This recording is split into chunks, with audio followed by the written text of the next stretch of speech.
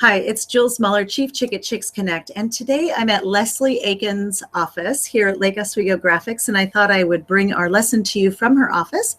We're preparing for the CCIC and getting the program created and all the certificates created, so it's really pretty exciting. But what I wanted to do is, first of all, do a little quick screen share and show you whose information I'm sharing with you today in the lesson. And so let's go over there really quickly and take you to Bill. Bill is a CEO Space member, and he has a company called Business Acceleration Consulting. And he really helps companies develop their corporate culture. And he does that through kind of a colors assessment. And I'm sure many of you have, taken a look at other assessments, but we're just going to talk about his today.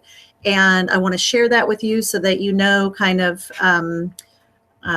when we get to that point in the lesson, exactly what it is that we're talking about. So I'm going to get away from that really quickly and come back to me and show you these colors. So I'm going to be looking off these sheets. There's red, yellow, green, and blue. And I'm going to go ahead and do them in order of what I am, just so you kind of understand. And when we get to the lesson, you'll know what I'm talking about. Okay, so the green is where I have my strongest preference, and that is being organized, sequential, planned, and detailed. So this is the one that I would put in first place for me. The next one for me is right here, which is yellow, and it's holistic, intuitive, integrating, and synthesizing. So think about those things for you.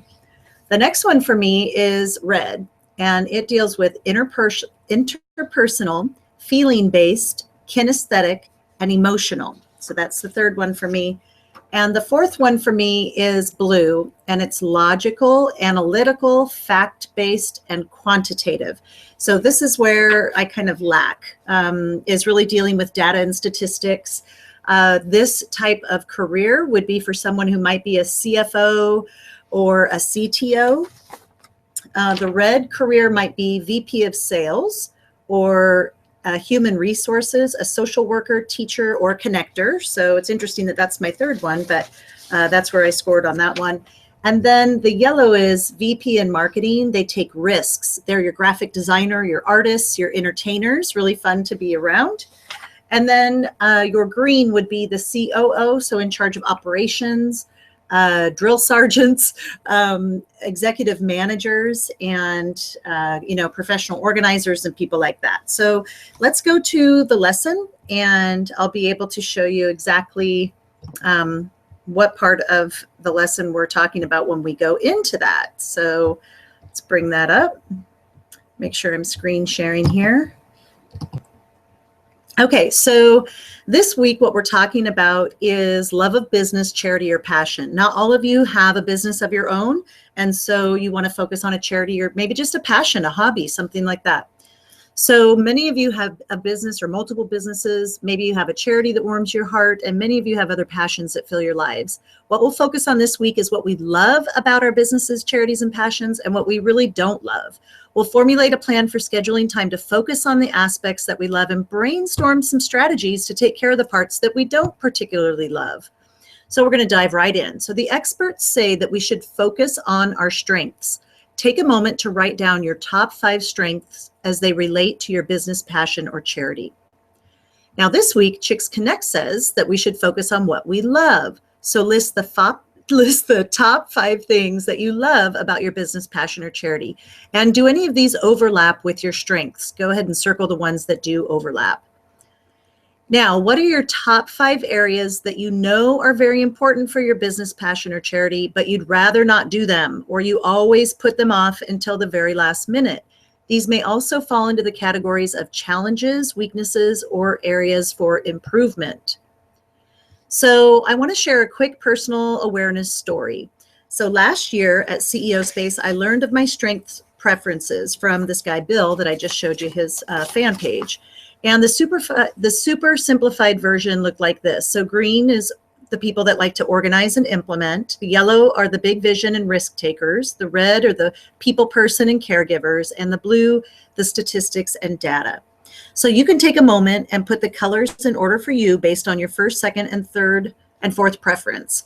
When I saw that my fourth preference was statistics and data, I set out to figure out what I could do to learn in this area, even though it wasn't a love or strength. One strategy I implemented was to read and review a dashboard of my business progress. So Infusionsoft, the system that I use, provides this, and now I love looking at it every day. I also created a numbers goal. So many of you may remember last year where I identified a goal of reaching 1,000 members. And I said one way to do that would be to have 100 chapters with 10 plus members each.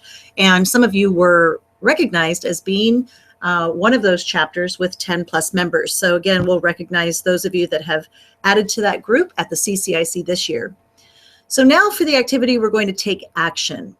So ask yourself this: what is it that you really, really desire for your business, charity, or passion? State that here, just one thing. And you could do this over and over with as many things as you want, but let's just start with one. Using your strengths and the list of things that you love, write at least 3 action steps you can take to move yourself in the direction of what you really, really desire. Make a commitment to follow through on at least one of these 3 items this week. Put a star next to the one that you have as your first priority, and then share this with your sister chicks for the added accountability. Now we're going to brainstorm some solutions with your sister chicks based on the things that you really don't love, but you know are important to your business, charity, or passion. So the example is statistics and data. So what could possibly be some solutions for that? Well, you could take some time to learn more about it, hire someone to focus on that part. You could hire an intern, set a reminder to stay in touch with those things, find an app that could help you, research how others deal with this, schedule time for it, and then any other ideas you might have.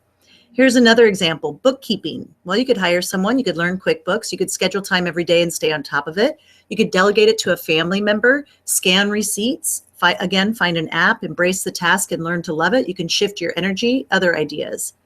And here's a third one: social media. So you could create a content calendar. You could do it all in one day and schedule it for the week. You could hire someone else. You could set a timer. You could post on a dashboard and push it out to others. And I'm sure there are lots of other ideas with that. So write down your challenges in this final column over here, the things that you don't love but you know are important.